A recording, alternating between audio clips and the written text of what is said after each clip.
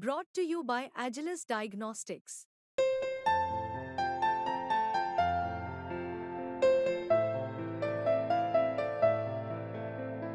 Agilus Diagnostics. देखिए, अक्सर जब हम ट्रेन, बस या प्लेन में सफ़र करते हैं और ख़ास तौर से लड़के, तो हमारी ये उम्मीद होती है कि बगल में कोई खूबसूरत सी लड़की आके बैठ जाए, तो सफ़र खूबसूरत गुज़र जाए।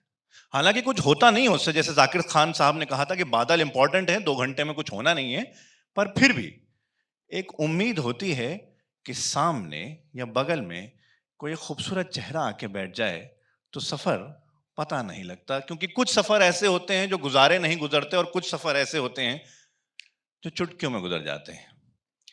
ये कहानी ऐसे ही एक सफर की है, दिल्ली से लखनऊ तक के सफर की। मैं अक्सर दिल्ली से लखनऊ जाता रहता हूं काम के सिलसिले में।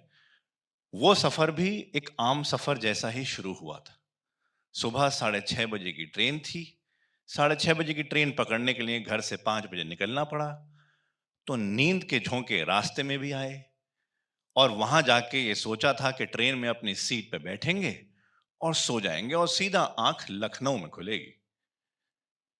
हम अपनी सीट पे पहुंचे, सामान ऊपर रखा, सीट पे बैठ गए, पर इत्तेफाक की बात यह थी कि इस बार सीट चेयर कार में उस जगह पड़ी थी जो बिल्कुल बीच में होती है, जहां एक बीच में टेबल होती है, कुछ कुर्सी इस तरफ, कुछ कुर्सी इस तरफ। हम वहां बैठ गए साहब, टांग पे टांग रखी और आंख बंद कर ली। ट्रेन चल पड़ी। गाजियाबाद पर ट्रेन रुकी। हमारी झटके से आंख खुली तो हमने देखा एक खूबसूरत सा चेहरा हमारी ही सीट की तरफ बढ़ता आ रहा है। और हम जरा सीधे होके बैठ गए, बाल वाल थोड़े संवार लिए और उनको घूरने लगे। घूरते घूरते ये भूल गए कि वो अकेली नहीं थी, उनकी अम्मी भी साथ में थी। मैं उनको घूर रहा था, उनकी अम्मी मुझे घूर रही थी कि ये कमबख्त मेरी बेटी को देख कैसे रहा है। खैर, जब मुझे एहसास हुआ कि उनकी अम्मी मुझे घूर रही है तो मैंने नजरें चुरा ली और सीधे होके बैठ गया। मुझे उम्मीद नहीं थी कि वो मेरे सामने आके बैठ जाएगी, पर उस दिन शायद किस्मत कुछ मेहरबान थी कि वो बिल्कुल सामने वाली सीट पे आके बैठ गई। बगल में अम्मी बैठ गई। खैर साहब, सफर शुरू हुआ। अब हम चोरी चोरी देखने की कोशिश तो कर रहे थे, लेकिन अम्मी की नजर हम पे ही थी, तो हम ज्यादा देख नहीं पा रहे थे। पर कुछ देर बाद ट्रेन के चलते चलते अम्मी की आंख लग गई और अम्मी उनके कंधे पे प्यार से सर रख के सो गई। अब जरा कॉन्फिडेंस आ गया था। अब उनकी तरफ चोरी चोरी नहीं, थोड़ा कॉन्फिडेंस से देख रहे थे। मुस्कुरा वो भी रही थी, मुस्कुराहट वहां पे भी थी। तो उसी मुस्कुराहट पे हमने जरा इशारे में उनसे नाम पूछ लिया। तो वो खिड़की से जो एक सूरज की रोशनी अंदर आ रही थी, उस पे इशारा करके उन्होंने अपना नाम किरण बताया था। हालांकि मेरा उससे कोई ताल्लुक नहीं था, लेकिन किरण सूरज की होती है, तो हमने भी उसी खिड़की के बाहर इशारा करके अपना नाम सूरज बता दिया था।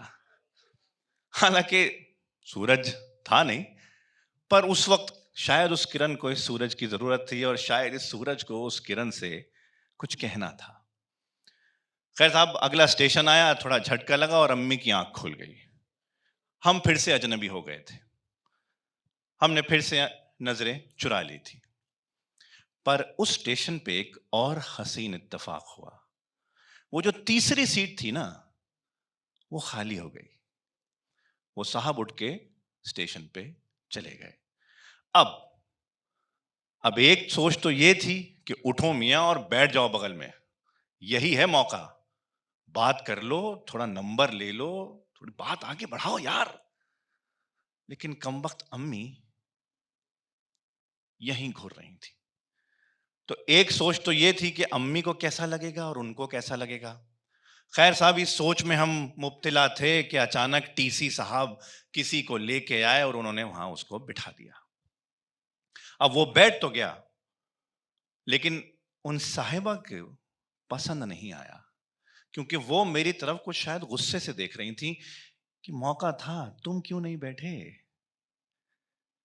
पर फिर ट्रेन चली, अम्मी की फिर आंख लगी। इस बार मैंने कहा यार मौका अच्छा है, इस बार नंबर ले लिया जाए। तो हमने मोबाइल निकाला और उनको इशारा किया,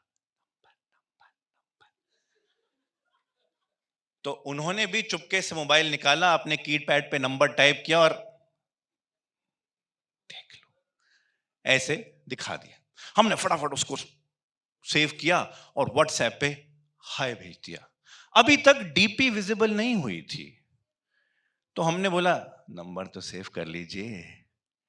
फटाक से डीपी विजिबल हो गई और मैं डीपी एक्सपैंड करके उसको जूम जूम करके देखने लगा, क्योंकि क्या है ना, डीपी में जरा 3-4 फिल्टर लगे थे तो ज्यादा खूबसूरत लग रही थी। इधर से आया तो समझ में आया कि अरे वो तो मेरा उसकी तरफ देखने का इंतजार कर रही है। तो अब व्हाट्सएप पे हमारी बातचीत शुरू हो गई। बातचीत करते करते एक अजीब सा ख्याल आया कि अभी कुछ देर में लखनऊ आ जाएगा, फिर ये अपनी मंजिल निकल जाएंगी, हम अपनी मंजिल निकल जाएंगे, आगे क्या। इजहार मोहब्बत तो अभी तक हुआ नहीं।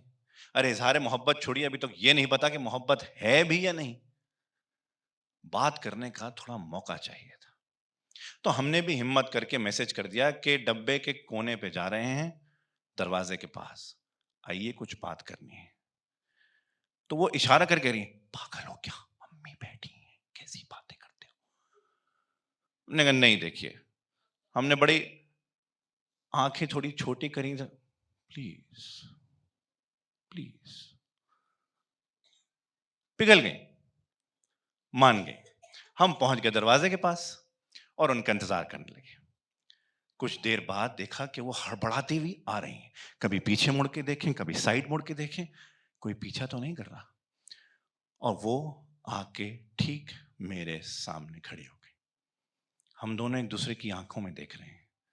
एक अल्फाज हमने एक दूसरे से बात नहीं करी है, सिर्फ व्हाट्सएप पे चैट हुई है, आवाज तक ढंग से सुनी नहीं है। मैंने बोला बड़ी खूबसूरत हैं आप। वो शायद रिप्लाई तैयार करके लाई थी, बड़ी आप बड़े वो हैं। वो तो हम हैं। मैंने उसके कंधे पकड़े और अपने करीब लाया। कहनी क्या कर रहे हो। मैंने भी शान से बोला मोहब्बत।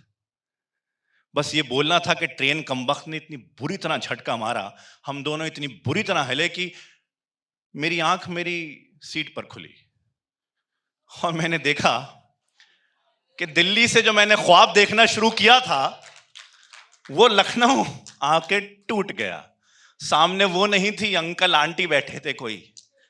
लेकिन आज भी इसी उम्मीद में उसी ट्रेन में सफर करता हूं, तो कभी तो शायद सामने की सीट पे बैठी मिल जाए। Thank you so much, thank you so much.